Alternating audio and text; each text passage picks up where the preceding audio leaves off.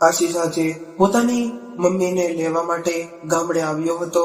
જેમ તેમ કરીને તે પોતાના ગામડે તો પહોંચી ગયો, પરંતુ ગામડે પહોંચ્યા પછી પોતાનું ઘર શોધવામાં જાણે એને માથે પરસેવો વળી ગયો હોય। કેમ કે આશીષ ઘણા વર્ષો પહેલા જ્યારે શહેર ગયો હતો ત્યારથી તેણે પાછું વળીને પોતાના ગામડા તરફ જોયું પણ ન હતું, અને હવે ગામડામાં ઘણું બધું નવું બની ગયું હતું। એટલા માટે એને ઘર શોધવામાં થોડી મુશ્કેલી પડી, પરંતુ ધીરે ધીરે પૂછતા પૂછતા તે જેમ તેમ કરીને પોતાના ઘરે પહોંચ્યો। પરંતુ તે ઘરના દરવાજાને જોઈને ચોંકી ગયો, કેમ કે ઘરના દરવાજા ઉપર તાળું લાગેલું હતું। એને આશ્ચર્ય થયું કે ઘરના દરવાજા પર આખરે તાળું કેમ લાગેલું હશે। તે સમજી નહોતો શકતો કે આખરે મમ્મી ક્યાં જતા રહ્યા। એમણે કંઈ જાણ કર્યા પણ નહીં, અને પછી આશીષે મનમાં ને મનમાં વિચાર્યું કે મમ્મી તમે જાણ તો કરતા પણ કઈ રીતે ખબર નહીં। કેટલા સમયથી તો મેં તેમની સાથે વાત પણ નહોતી કરી। હું પોતાની વ્યવસ્થાને કારણે મમ્મીને એક ફોન પણ નહોતો કરી શક્યો। હવે હું મારી મમ્મીને ક્યાં શોધું, એમ વિચારતા વિચારતા તે ધીરેથી પાડોશીઓના ઘર તરફ આગળ વધ્યો, અને એણે દરવાજો ખખડાવીને તેમણે પૂછ્યું કે મમ્મી ક્યાં છે। તેમણે કહ્યું કે આશીષ, તને ખબર નથી, તારી મમ્મી હેમલતાબેનને અહીંયાથી ગયાને 2 મહિના થઈ ગયા છે। હવે આશીષને લાગ્યું કે મમ્મી સાથે વાત કરે મને 2 મહિનાથી પણ વધારે થઈ ગયું છે। તે વિચારી રહ્યો હતો કે હું પણ કેટલો સ્વાર્થી થઈ ગયો છું કે આજ સુધી મેં પોતાની મમ્મીની કોઈ ખોજ પણ લીધી નથી, અને આજે પણ શું કામ જરૂરત છે એટલા માટે આવ્યો છું, નહીતર ક્યાં આવી શકવાનો હતો। વિચારતા વિચારતા જ આશીષ પોતાની જૂની યાદોમાં ખોવાઈ ગયો। પપ્પાના અચાનક એક્સિડન્ટ બાદ મમ્મી ઉપર જાણે દુઃખનો પહાડ તૂટી પડ્યો હતો। મમ્મીને પોતાના માતા પિતા સાથે લડાઈ ઝઘડા કરીને 12મા ધોરણ સુધી ભણાવવાનું પૂરું કર્યું હતું, જે આજે તેમના થોડાક કામ આવી ગયું, એટલે પોતાની થોડીક જમીન ખેડવા માટે આપી દીધી, અને પોતે ત્યાં જ એક સ્કૂલમાં શિક્ષિકાની નોકરી ચાલુ કરી દીધી હતી। પપ્પાના ગયા પછી ગામવાળાઓએ અથવા તો એમ કહી લ્યો કે પરિવાર વાળાઓએ પણ મમ્મી ઉપર કેટલો દબાવ કર્યો હતો કે મમ્મી બીજા લગ્ન કરી લે, પરંતુ મારી મમ્મીએ કોઈનું પણ સાંભળ્યું નહીં, અને તેણે અમારા બંને ભાઈ બહેનના જીવનના ઘડતર માટે કેટલી સખત મહેનત કરી હતી। બિચારીએ કેટલા દુઃખ સહન કર્યા હતા, શું ન કર્યું અમારા બંને માટે। ક્યારેય પણ મને અને મારી બહેનને કોઈ પણ પ્રકારની કમી મહેસૂસ થવા દીધી ન હતી। જ્યારે અમારા બંને ભાઈ બહેનનું ગામમાં ભણતર પૂરું થયું ત્યારે મમ્મીએ શહેરમાં હોસ્ટેલ રાખીને અમને આગળ ભણાવ્યા।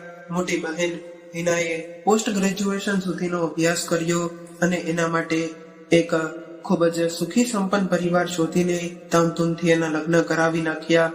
ત્યારબાદ મમ્મી પાસે એમનો એકમાત્ર આશરો એવો હું બચ્યો હતો। બહેના તો લગ્ન થઈ ગયા હતા, અને એ પોતાના ઘરમાં ખૂબ જ ખુશ પણ હતી, અને જીજાજીને પણ સારી નોકરી હતી। થોડા સમય પછી તેઓ વિદેશ જતા રહ્યા, એટલે દીદી હવે મળી શકી નહોતી। દીદીના લગ્ન પછી મેં એન્જિનિયરિંગનું ભણતર પૂરું કર્યું, અને શહેરમાં જ એક ખૂબ જ મોટી કંપનીમાં કામ કરવા લાગ્યો હતો। કંપનીમાં કામ કરતા કરતા જ મને એક છોકરી પસંદ આવી ગઈ હતી, જેનું નામ ચિત્રા હતું।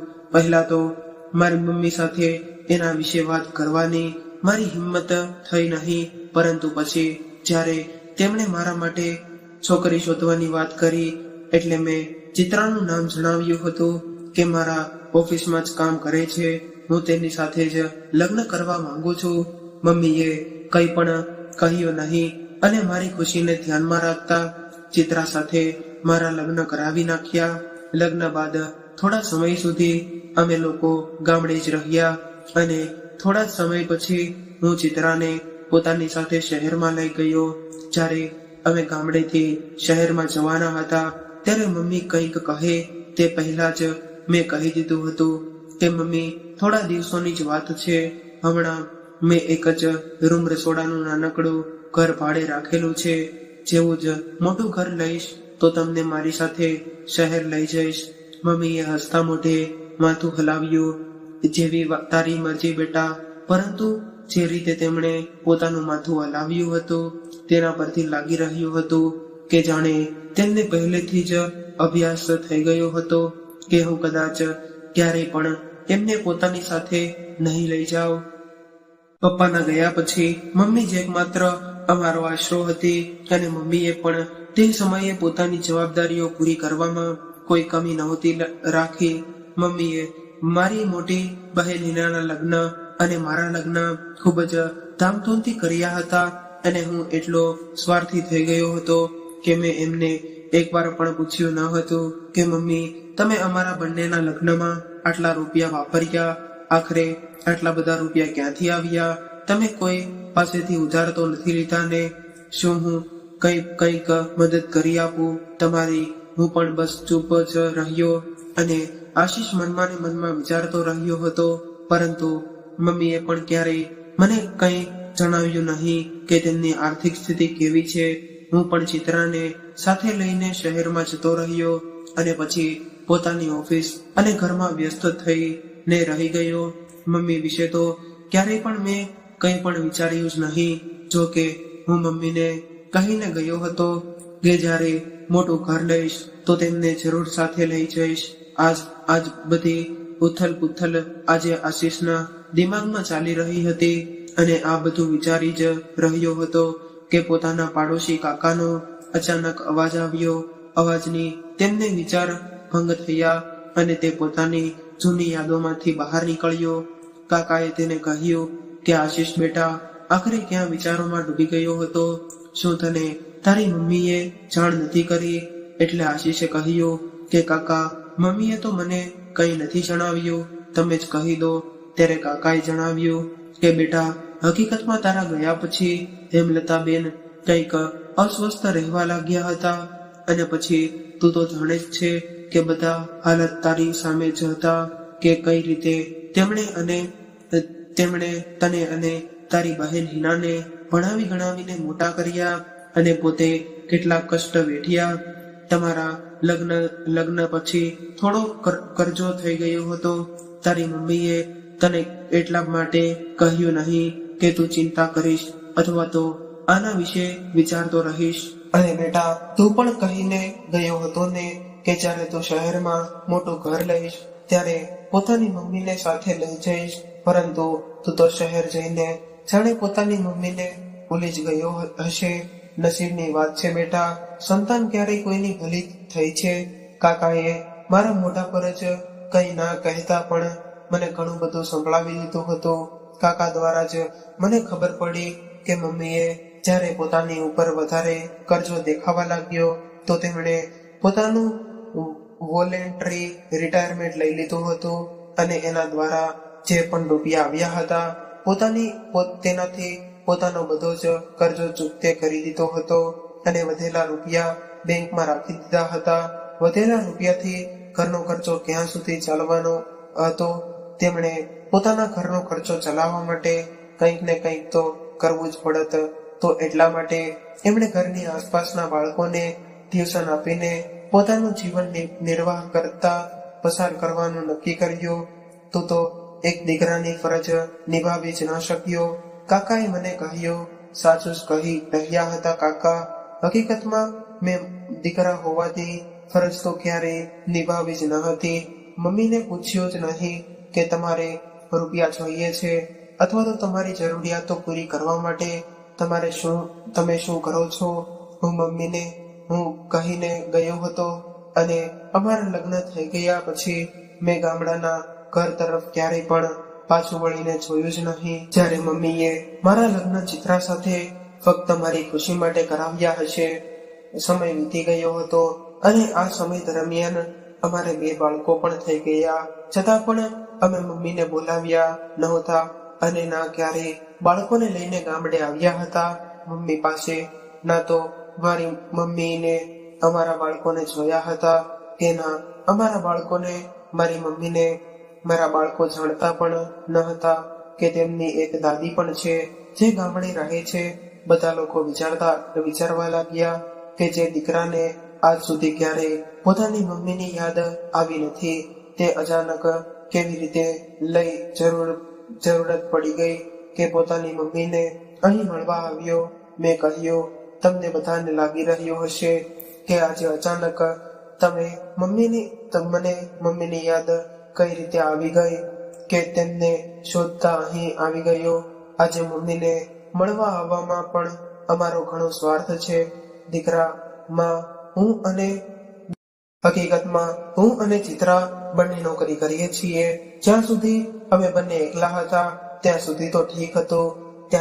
ત્યારે કોઈ સમસ્યા આવી નહીં.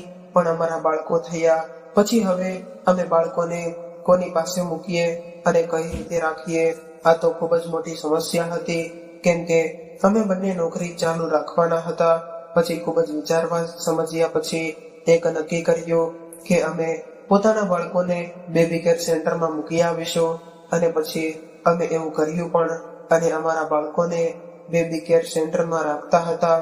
થોડો સમય વીત્યો કે અમારા બંને બાળકો ઘણા બીમાર રહેવા લાગ્યા. ડોક્ટરે બતાવ્યું હોવા છતાં પણ બીમારી સમજમાં જ નહોતી આવતી. પરંતુ જ્યારે ડોક્ટરને અમે કહ્યું કે અમારા બંને બાળકો બેબી કેર સેન્ટરમાં રહે છે, તો ડોક્ટરે અમને સલાહ આપી કે અમે તેમને ત્યાં ન રાખીએ. આમ તો અમારા બાળકોને બીમારી તો કોઈ હતી નહીં, પરંતુ ડોક્ટરના અનુમાન મુજબ કદાચ એવું થઈ શકે કે ત્યાંનું વાતાવરણ અમારા બાળકોને અનુકૂળ ન આવતું હોય અને એના માટે તે બંને બીમાર રહેવા લાગ્યા હતા. જેના લીધે અમારા બંનેમાંથી કોઈ એકને હંમેશા ઓફિસમાંથી છૂટી લઈને તેમને ડોક્ટર પાસે લઈ જવા પડતા હતા. રોજ છૂટી લેવામાં કારણે ઓફિસમાં પણ અમારી ઇમેજ ખરાબ થઈ રહી હતી અને બોસ પણ નાટક કરવા લાગ્યા હતા.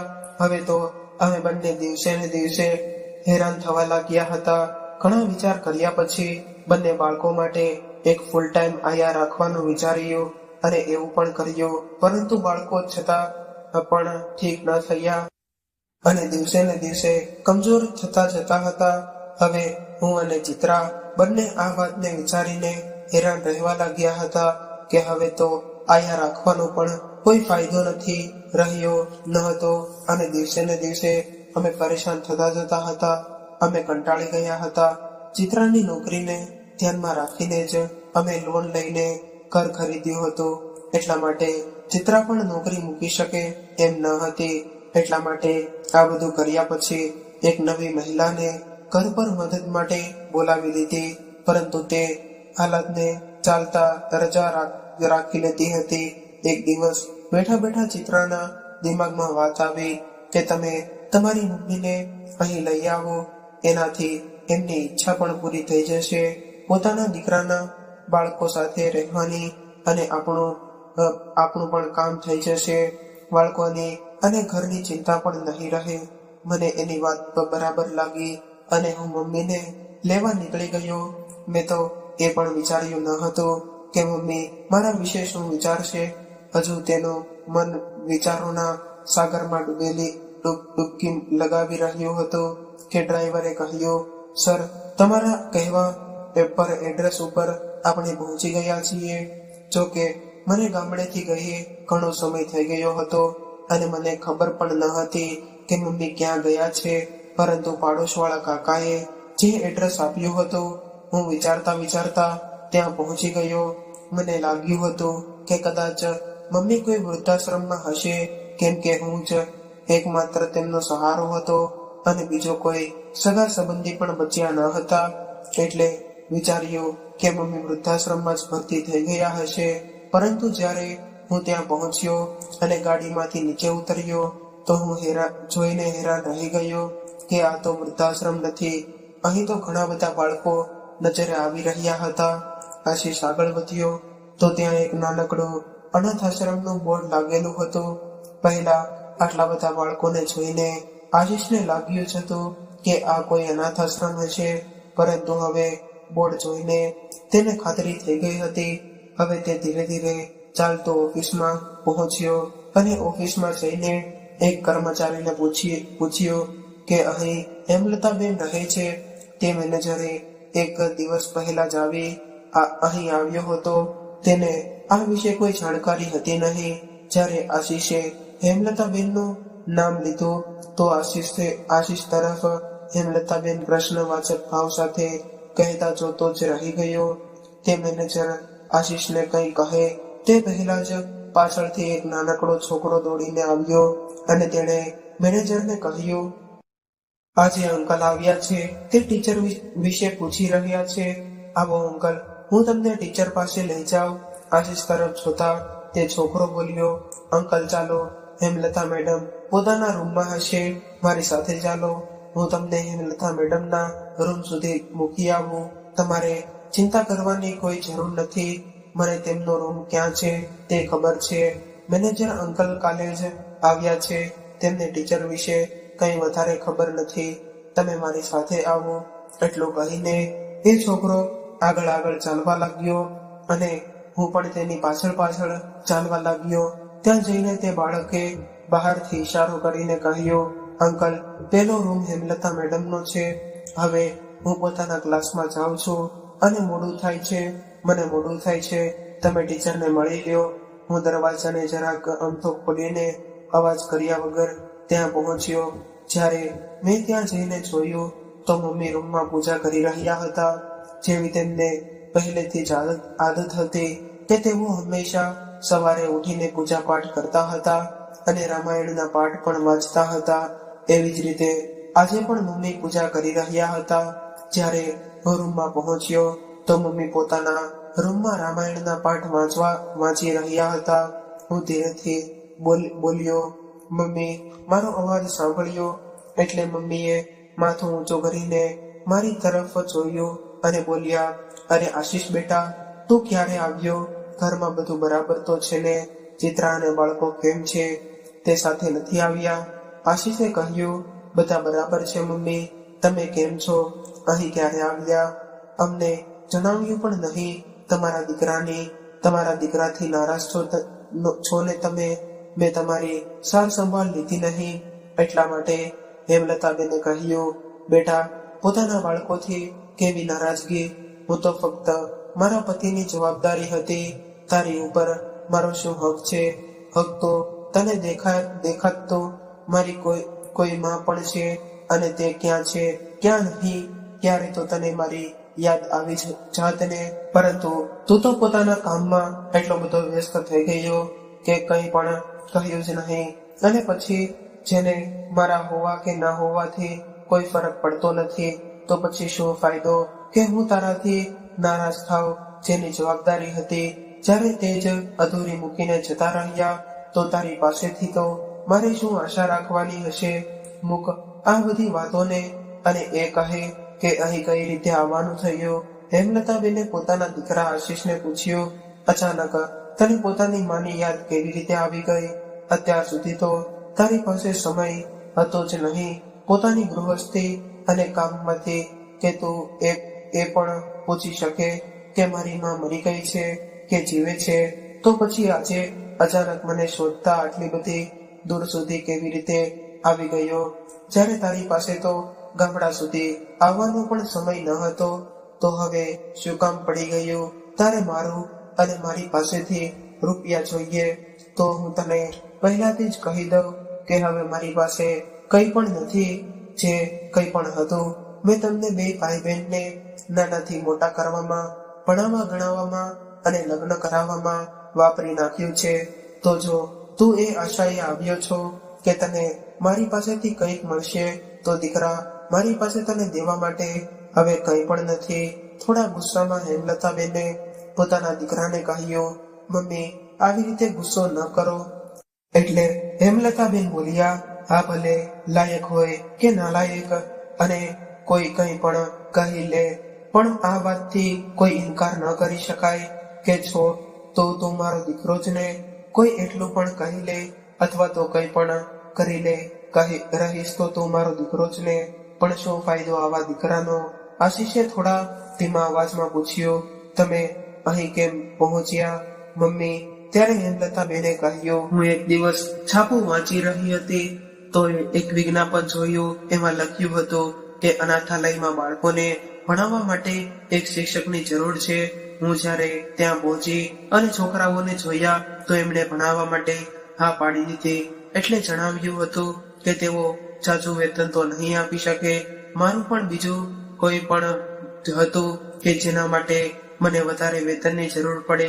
એટલા માટે મેં પણ તેમને હા પાડી દીધી અને કહ્યું કે હું હમણાં ઉંમરમાં મોટી છું. કાલે કદાચ મને કંઈક થઈ જાય તો શું થશે? જ્યારે મારા પોતાના દીકરા પાસે મને જોવા માટેનો સમય નથી તો તમે લોકો કઈ રીતે આ વૃદ્ધાનો બોજો ઉપાડશો?